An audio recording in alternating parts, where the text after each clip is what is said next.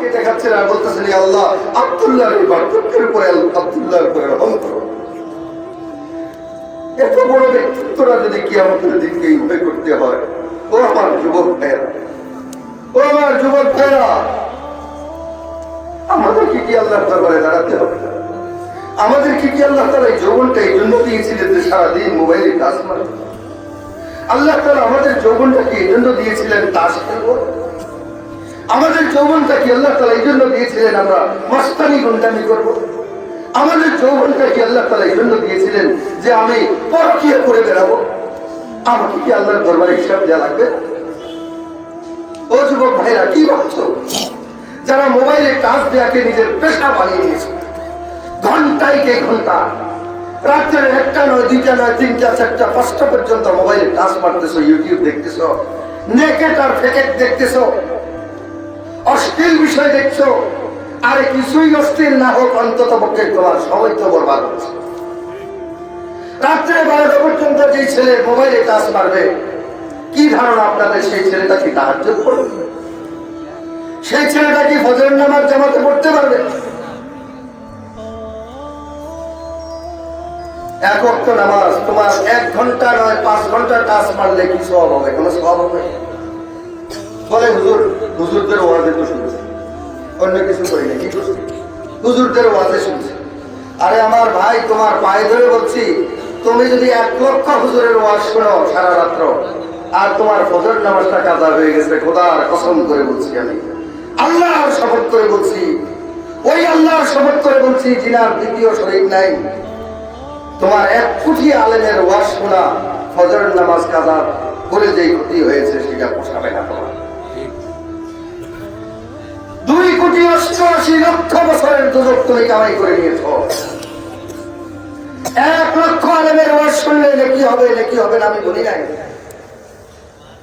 কিন্তু 1 ওয়াক্ত নামাজ কাজা করে যে ক্ষতি তুমি করেছো সেটা কি দিয়ে পোষাবে? এজন্য আমার যুবক ভাইরা, একটু হাত উঠে দেখাও তো ভাইয়া, আর জীবনে নামাজ কাজা করবো না। আল্লাহ আমাদেরকে তো, আল্লাহ হাতগুলিকে তুমি এমন কবুল করো যেন জিন্দিগিতে এই হাতগুলি মালিকদের 1 ওয়াক্ত নামাজ যেন কাজা না হয়। আল্লাহ এদেরকে কবুল করে নাও। আল্লাহ, আল্লাহ এরা তোমার কাছে হিদায়াত পাওয়ার জন্য এসেছে, আল্লাহ তুমি কবুল করো। হাত নাও।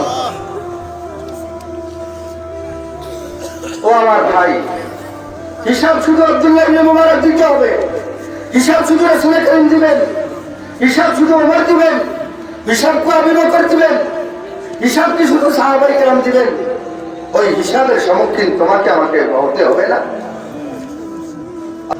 তো কবি বলেন, দুগনি আযহাদু আলম মান ফকির, ওগো আল্লাহ তুমি 2 জাহানের বেনিয়াস, কোথাও তোমার মুখাপেক্ষিতা নাই, আসেনি আল্লাহর মুখাপেক্ষিতা।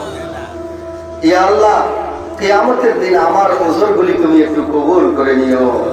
আমি আপত্তি যেটা করব, আমার গুনাহগুলি তুমি একটু মেহেরবানি করে মাফ করে দিও।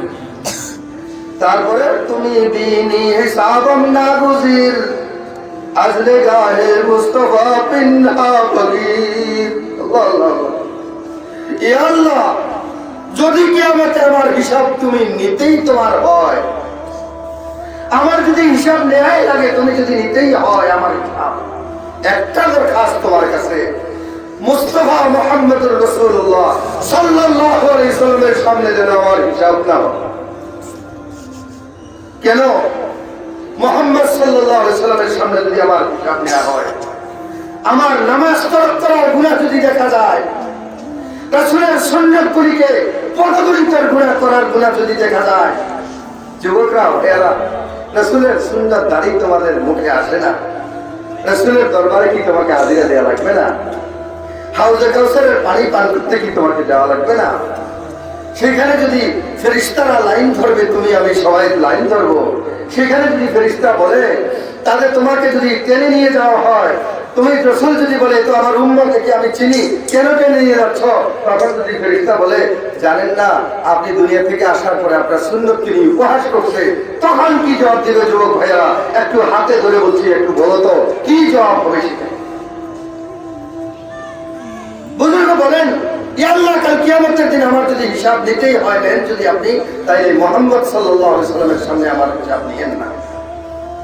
যদি এই গুনাহমাখা আমল নামা রাসূলের দরবারে হাজির পেশ হয়, তখন রাসূল যদি বলে দেন, এই নালায়েক, তুই আমার সুন্নতকে উপহাস করে আসছিস, কোন চেহারা আমার কাছে আসছিস, আমার সুপারিশ করা ছাড়া, আমার সুপারিশ ছাড়া তোর কোনো উপায় নাই, আজকে কোন লাজের সুপারিশের জন্য আমার কাছে আসছিস?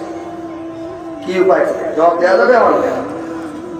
এজন্য আল্লাহর হুকুম যদি লঙ্ঘন করে থাকি, রাসূলের সুন্নতকে যদি পদদলিত করে থাকি, কাল কিয়ামতের দিন রাসূলের সামনে যদি আমার হিসাব নেওয়া হয়, তাহলে আমার কি জবাব হবে, কি উপায় হবে, রাসূলের সামনে আমি কিভাবে চেহারা দেখাবো? এজন্য বুজুর্গ বলেন, গর্তমি বিনি হিসাবম না বুজির আজনে গাহে মুস্তাফা পিনহা বগীর। আল্লাহ আমার হিসাবে যদি নাও, তাহলে মুস্তাফা মুহাম্মদ রাসূলুল্লাহ সাল্লাল্লাহু আলাইহি ওয়াসাল্লামের সামনে আমার হিসাব নিও। ও যুবক ভাইরা, তোমাদের যৌবনকে আল্লাহ তাআলা তো ক্যারামবোটার লুডুতে, তোমার যৌবনকে তো আল্লাহ তাআলা তাস খেলা, জুয়া খেলার জন্য তো আল্লাহ তাআলা দেন নাই তোমার যৌবনকে। কিয়ামতের দিন যখন আল্লাহ জিজ্ঞাসা করে বলবেন, ও যুবক, তোর যৌবন কাল কোন কাজে ব্যয় করছিস, একটু হিসাব দে। দেওয়া যাবে আমার ভাই? হিসাব দেওয়া যাবে? আর আল্লাহর দরবারে সম্মুখীন হতে হবে না? হবে না। এজন্য গাবুয়ার সকল যুবক ভাইরা, অধিকাংশ মানুষ আমাকে চিনেন, আমি হয়তো অনেককে চিনি না, আমি আপনারা আমাকে চিনেন, এই সুবাদে আপনাদেরকে বলছি, হাতে ধরে ধরে বলছি আপনাদেরকে, যৌবন কালটাকে বরবাদ করবেন না, গুনার কাজে যৌবন কালটাকে বরবাদ করবেন না, আল্লাহর হস্তে যৌবন কালটাকে ইবাদতের কাজে লাগান, তাইলে 80 দিনের ছায়া নিচে স্থান পাবেন। আমি রাসূলের একটা হাদিস তেলাওয়াত করেছিলাম, হাদিসের মধ্যে রাসূল করিম সাল্লাল্লাহু আলাইহি ওয়াসাল্লাম ইরশাদ করেন, রাসূল করিম সাল্লাল্লাহু আলাইহি ওয়াসাল্লাম ইরশাদ করেন যে মানুষ যখন দুনিয়া থেকে বিদায় নিবে, তো তার সাথে তার সকলের আমলের সম্পর্ক ছিন্ন হয়ে যাবে। কি বলেন? মানুষ পড়ে গেলে নামাজ পড়তে পারে, মানুষ পড়ে গেলে রোজা রাখতে পারে, দান সদকা করতে পারে, হজ যাকাত কিছু করতে পারে? কিছুই করতে পারে না। ইজা মাতাল ইনসানু ইনকাতা আনহু আমালুহু, যখন মানুষ মারা যায় তো তার সকল আমলের সাথে সম্পর্ক ছিন্ন হয়ে যায়, ইল্লা বিন সালাসা, তবে তিনটা জিনিসের সম্পর্ক বাকি থাকে। কয়টা জিনিসের সম্পর্ক? তিনটা জিনিসের সম্পর্ক। একটা হলো ইল্লা মিন সাদাকাতিন জারিয়া, একটা হলো সদকায়ে জারিয়া। কি সদকায়ে জারিয়া সেটা বলতেছি। দ্বিতীয় হলো আও ইলমিন ইউনতাফাউ বিহি, ওই ইলম, যেই ইলমের দ্বারা নিজেও উপকৃত হয়েছে, ইলমের মধ্যে আমল করেছে এবং মানুষকে ইলম শিক্ষা দিয়েছে, তারা শিক্ষা দিয়েছে, তারা তাদের ছাত্রদেরকে শিক্ষা দিবে, এইভাবে কিয়ামত পর্যন্ত সিলসিলা চলতে থাকে। সেই ইলমও মৃত্যুবরণ করে আমি কবরে থাকবো, কিন্তু আমার সওয়াব কন্টিনিউ পৌঁছতে থাকবে। আর তৃতীয় জিনিস হলো আও ওয়ালাদিন সালিহিন ইয়াদউ লাহু, নেক সন্তান যদি কোনো বাবা রেখে যেতে পারে। নেক সন্তান কাকে বলে? ওই সন্তান যে সারাদিন লুডু মারে, সারাদিন কবরস্থানে গিয়ে মুনাজাত করে। মুনাজাত, কিছু অসভ্য আছে বাবার কবরে বসে বসে মুনাজাত করে, মুনাজাত বুঝেন, তাস খেলে। কিছু সন্তান এমন আছে জুয়া খেলে, মাস্তানি করে, রাহাজানি করে, গুন্ডামি করে। এই সন্তানকে নেক সন্তান বলে না? না, ওই সন্তান, যে সন্তান দেখলে দিল থেকে দোয়া বের হয়, সকলে তাকে মহব্বত করে, স্নেহ করে, সেই সন্তানকে নেক সন্তান বলে। নামাজ পড়ে, রোজা রাখে, মুরব্বীদের সম্মান করে, দিনের কাজে আগে আসে, এদেরকে বলা হয় নেক সন্তান। এখন দেখেন, আপনার সন্তান নেক হবে না বদ হবে, এটা আপনার জানা নেই, আছে? আমি এলেম শিখি নাই, এখন আমার তো এই সম্পর্ক নাই, এলেমের সম্পর্ক নাই। আমার সন্তান নেক হবে না বদ হবে, এটা আমার জানা নাই। তো দুইটার ব্যাপারে কোনো গ্যারান্টি নাই, আছে? মরে গেল, তিনটার সাথে আমলের সম্পর্ক ছিল, দুইটার ব্যাপারে আমার কোনো গ্যারান্টি নাই।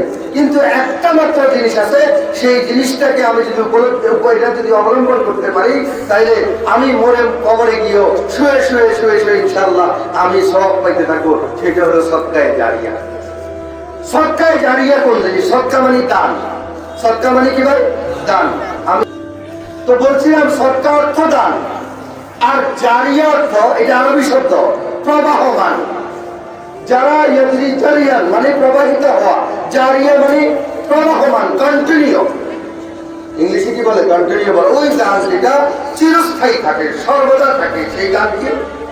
সেই দান হলো মসজিদ, সেই দান হলো মাদ্রাসা, সেই দান হলো পোল কালভার্ট, সেই দান হলো রাস্তা, সেই দান হলো পুকুরের ঘাট, ওযু করার জন্য পুকুরের ঘাট, সেই দান হলো একটা মাদ্রাসার তালিবে ইলমের জন্য খরচ দেয়া। এগুলি হলো সদকায়ে জারিয়া।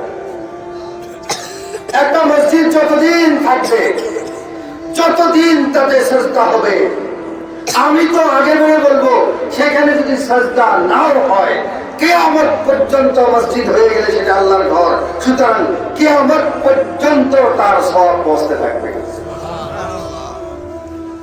একটা মাদ্রাসা বানিয়ে দিল,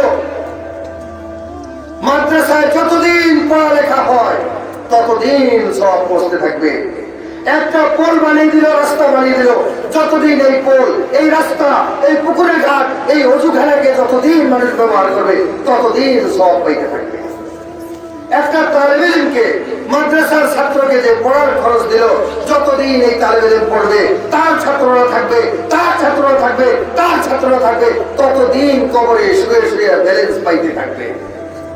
আচ্ছা ভাই, আমাদেরকে যদি এখানে গাবুয়া বাজারে বলা হয়, একটা গাবুয়া বাজারে যে দোকান দিবে, সে ব্যবসা বাণিজ্য যেদিন বাঁচলো করলো, মরে গেল, কন্টিনিউ তার ব্যাংক ব্যালেন্স হতে থাকবে, তার ব্যাংকে টাকা জমা হতে থাকবে, সব সময় টাকা জমা হতেই থাকবে। তাইলে এই দোকানটা নেওয়ার জন্য আমার মনে হয় কিলাকিলি আর মারামারিও লাগতো। অথচ এটা দুনিয়ার লাভ, হলে কি না হলে কি, কোটি টাকা হলেও তার হায়াত, অল্প টাকা হলেও হায়াত। আখিরাতে একটা নেকির জন্য পাগল পারা হয়ে মানুষ করবে, একটা নেকির জন্য, একটা নেকি। হাদিসে আছে, একটা মানুষের শুধু একটা নেকির অভাব, সে তার বাবার কাছে ছুটে যাবে, বাবা পরিচয় দিবে না, মায়ের কাছে ছুটে যাবে, মা পরিচয় দিবে না, ভাইয়ের কাছে যাবে, ভাই পরিচয় দিবে না, যেই গিন্নির জন্য আপনার সারা জিন্দিগি বরবাদ করলেন, সেই গিন্নি পরিচয় দিবে না, সন্তানরা পরিচয় দিবে না, কেউ পরিচয় দিবে না একটা নেকির জন্য। কোন নেকি চাই কি? তাই সেখানে নেকির দরকার না? দরকার না। আচ্ছা, একটু হাত উঠাই দেখান, কার কার সদকায়ে জারিয়ার দরকার, নেকি সব সময় পৌঁছার দরকার, কার কার দরকার আছে?